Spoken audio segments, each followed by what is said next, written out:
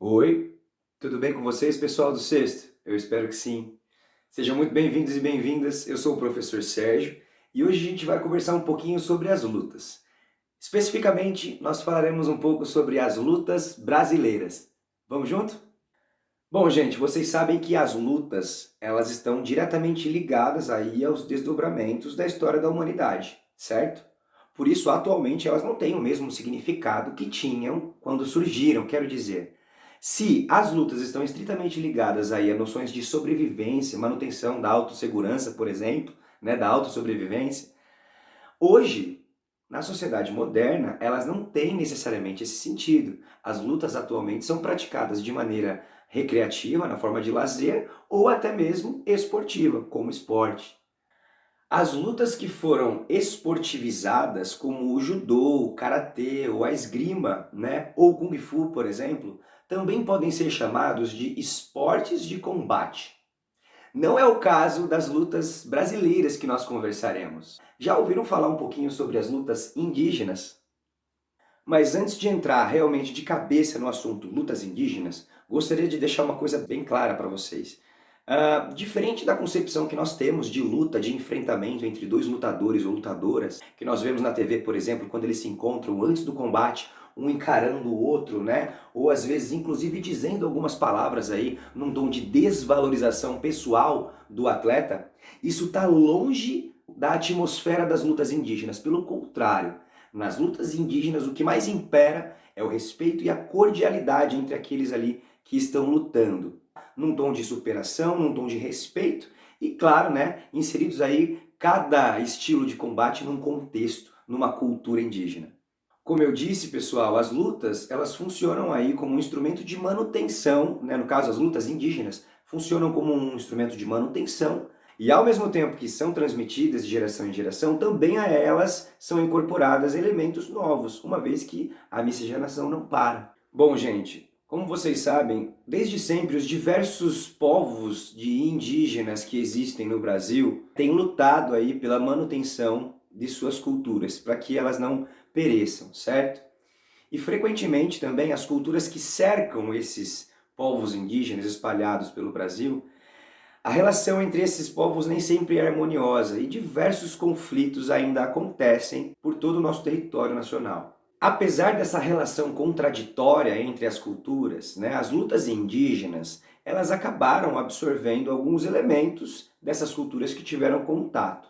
Esses elementos podem ser considerados como de esportivização. Não totalmente, é claro, mas em tom de competições e criações de regras, por exemplo. Vamos conhecer agora, então, alguns tipos de lutas indígenas, começando pela Inquindene, uma luta característica dos Calapalos, um grupo que habita a região do Alto do Xingu, no Mato Grosso. Vamos conhecer? Bom, gente, então falando um pouquinho sobre a Ikindene, realizada pelos Kalapalo, certo? Essa luta é realizada na forma de um jogo que simula a caçada e a guerra. Segundo a pesquisadora Marina Herrero, os jogos apresentam temas que variam entre caça, guerra, corte, família, mitos da criação, animais, entre outros. Nessas atividades é possível notar a cooperação e a solidariedade, de maneira que quem perde ou erra se diverte tanto ou mais do que aquele que vence ou acerta. Mas falando propriamente da luta, né? A Inkidene, o confronto, se inicia com os dois lutadores ajoelhados em cima de colchões. O objetivo é derrubar o oponente. No entanto, se um lutador segurar firmemente a parte posterior da coxa do adversário, a luta chega ao fim. É claro, né, pessoal, assim como diferentes práticas corporais, as lutas devem ser adaptadas aí para o espaço das aulas. Tudo com a supervisão do seu professor ou da sua professora, certo? É claro que vocês também podem aí alterar a dinâmica da luta para que todo mundo aí tenha a sua segurança garantida, certo? Como vocês podem ver aí na representação na prática. Uma outra luta também é o Agu-Kaká. Vocês querem conhecer um pouquinho mais sobre ela? Olha só, pessoal, conhecendo um pouquinho sobre outra luta indígena, o Agu-Kaká. Para a vivência dessa luta, a gente precisa organizar a turma aí em três grupos. Nós precisaríamos ter uma turma aí em 3 grupos, certo? Os que representarão os homens, os meninos e as mulheres. Inicialmente, os homens e os meninos saem da casa dos homens em uma longa fileira cantando agu, cá, cá, agu, cá, cá, agu, cá, cá, com as mãos nos ombros de quem está à frente, dirigindo-se a um tronco enterrado, que pode ser um pilar ou, de repente, até o mastro da rede de vôlei que está enterrado no chão. O primeiro da fila se ajoelha e abraça o tronco. O seguinte abraça o primeiro da fila e assim sucessivamente, mantendo a formação de fila. Em seguida, aproximam-se os alunos que representam as mulheres, os quais têm o objetivo de desatar os homens, iniciando pelo último da fila. Para isso, podem ser utilizadas, por exemplo, cócegas como estratégia. Assim que conseguirem desatar o primeiro homem, este é eliminado e as mulheres passam a tentar puxar o próximo. A brincadeira sempre termina com a vitória das mulheres. Ao fim dessa vivência, a gente pode perceber que, é claro, essa brincadeira é a reflexão da cultura do grupo indígena em relação aí aos papéis sociais de homens e mulheres. Esses papéis mudam com o passar do tempo e em função das características e transformações sociais pelas quais cada grupo passa, certo? Ao mesmo tempo que é importante que a gente vivencie a brincadeira da maneira como ela é feita realmente pelos indígenas, nós podemos, é claro, também alterar as funções dos grupos, recriando-a e dando-lhe novos sentidos, considerando também as alterações propostas por nós mesmos, de repente, sugestões que são aí muito bem-vindas para melhorar a dinâmica e a diversão na experimentação dessa luta. Certo, pessoal? Outra manifestação também é o Tolói Cunhungu. Dá uma olhada.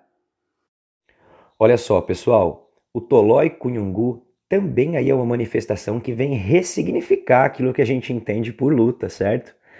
Nessa manifestação, gente, quem propõe a brincadeira automaticamente passa a ser o gavião e, entre aspas, o dono da brincadeira. Este desenha na areia ou no chão, com giz, um pedaço de tijolo, uma grande árvore com galhos. Ao passo que os outros participantes representam, vejam, é uma manifestação, uma luta em grupo, certo? Representam os passarinhos.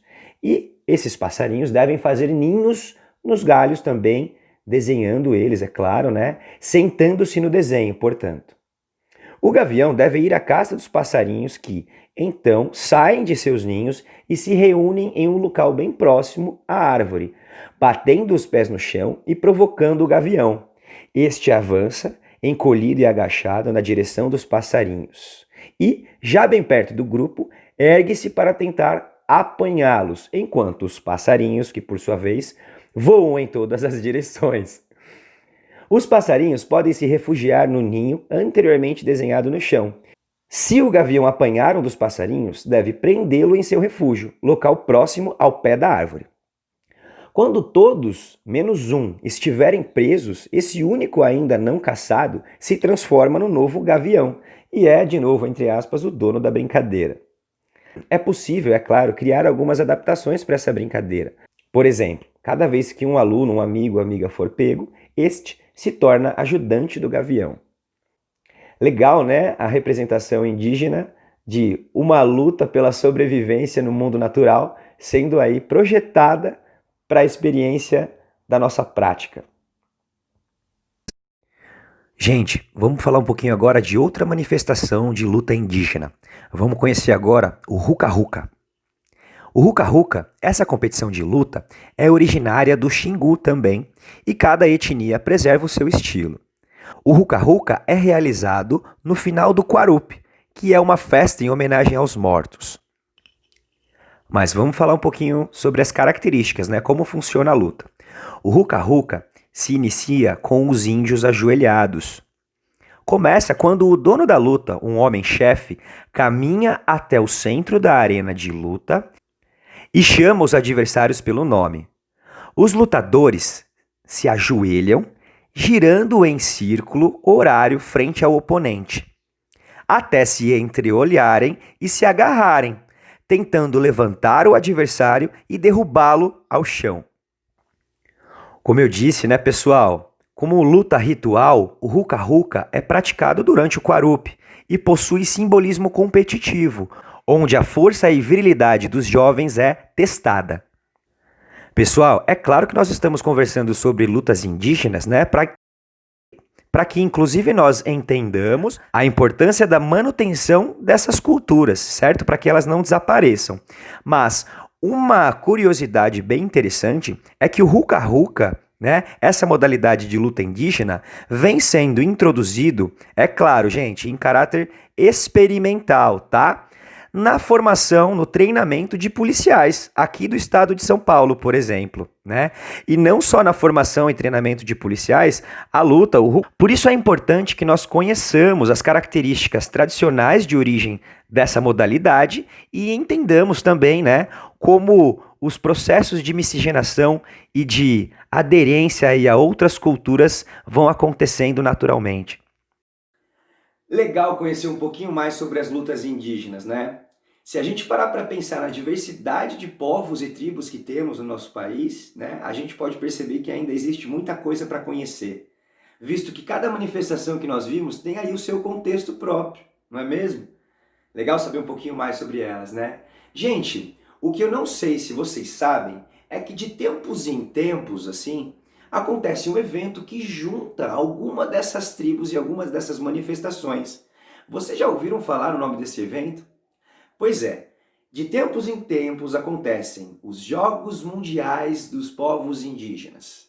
Você já conheceu? Já ouviu falar?